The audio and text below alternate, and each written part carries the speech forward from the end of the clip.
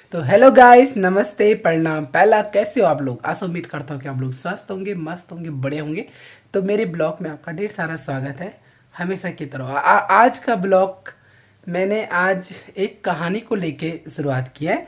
तो मेरी कहानी का विषय है, एक कहानी का टॉपिक है, जैसे आप लोगों ने भी सुना है। ये मेरी मम्मी ने मुझे कहानी सुनाई थी और याद आ गई वहाँ की, तो याद कहानी की भी आ जाती कि मेरी मम्मी की बहुत सारी कहानी सुनाने की मेरे को। तो ये आस्था की कहानी है। अभी एक और बात बताऊंगा मैं। अब सुनो मेरी बात। कई लोग ना नॉनवेज खाते हैं, मीट मच्छी खाते हैं, अंडा खाते हैं, और कई लोग कुछ नहीं खाते हैं। तो अभी जो लोग नहीं कुछ नहीं खाते हो, वो पंडित लोग कहते हैं तो पंडित हो। तो वो कहेंगे नहीं मैं पंडित नहीं हूँ, पर मैं नहीं खाता हूँ। तो कई लोग क्या कहते हैं कि कहते हैं कि नॉनवेज वाले बोलते हैं कि हम लोग मीट मच्छी खाते हैं, अंडा खाते हैं, कि हमारे भगवान सुनता है। अरे जरूर सुनता है यार, सबकी सुनता है।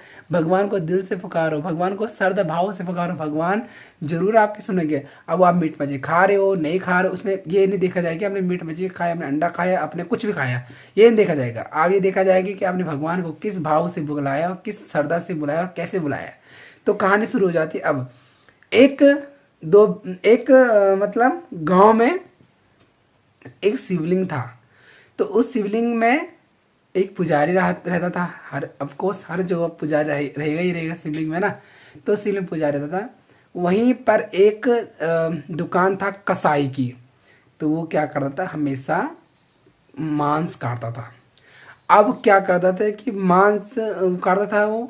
तो वो सबसे पहले भोग भगवान को लगाता था, मतलब मांस काट के मीट का भोग भगवान को लगाता है।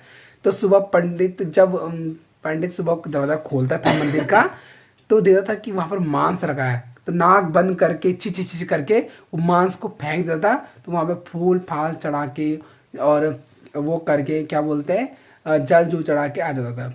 फिर सुबह देखता था कि इसने फिर ये किसने कर दिया, फिर बोल के मांस को हटा के वहां पर छी करके गोमूत्र छिड़क के गंगा जल छिड़क के फिर वो साफ सुफ कर देता। ऐसा सिलसिला चलता रहा। तो अभी भगवान और भक्त की परीक्षा की बारी आ गई। तो अब माँ पार्वती जो है, महादेव की जो अर्धांगिनी है माँ पार्वती, उन्होंने कहा कि महादेव, कि आप इन दोनों भक्तों में से आपका सबसे बड़ा भक्त कौन है, कैसे पता चलेगा। तो क्या हुआ कि अब महादेव ने क्या किया, उनकी परीक्षा लेने के लिए सोच लिया। अब सुबह क्या हुआ कि पंडित ने सोचा कि पहले मैं चला जाऊंगा, बाद में इसका हमेशा मेरे को मीट साफ करना पड़ता है, वहां पर गंद साफ करनी पड़ती है, इसलिए मैं सुबह चला जाऊंगा, वहां फूल फाल चढ़ा के आ जाऊंगा। तो सुबह गया, जब पंडित ने दरवाजा खोला होगा मंदिर का, देखा तो कि शिवलिंग से खून बह रहा है, खून बह रहा है। तो वो भाग के चला गया, डर गया वो कि भाई खून बह रहा है, बोले गाँव वालों को इकट्ठा करने लगे, डर के मारे वहां से भाग गया, गाँव वालों को लेके आ रहा था। तो फिर दूसरी बात, जब मीट वो क्या बोलते हैं, कसाई गया वहां पर। कसाई ने देखा, जैसे ही देखा कि उसे खून बह रहा वहां से शिवलिंग की वजह से, उसने क्या किया, अपनी एक आंख फोड़ दी और वहां लगा दी। तभी खून मतलब बही रहे, कम बंद नहीं हुआ।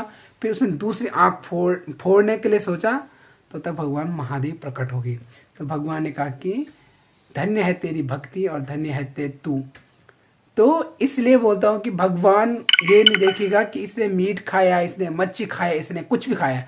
भगवान को कोई मतलब नहीं आप कुछ भी खा रहे हो, क्योंकि आपकी आत्मा है ना जो, वो परमात्मा से मिली हुई है। तो आपकी आत्मा बहुत शुद्ध है।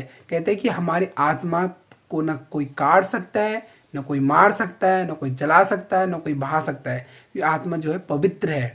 तो हम आत्मा से जुड़े हुए, तो आत्मा से परमात्मा से मिलाओ, आत्मा को परमात्मा से मिलाओ। मतलब कहते हैं ना कि अंतर अंतर आत्मा से भगवान मिलते हैं। तो वही सीन है कि सच्चे मन से पुकारो तो भगवान जरूर सुनेंगे। तो इस कहानी से मिलता है कि आप ना भगवान को कैसे भी कुछ भी खा रहे हो, ये मायने नहीं रखता, बस ये कि सारा भाव से बुलाओ।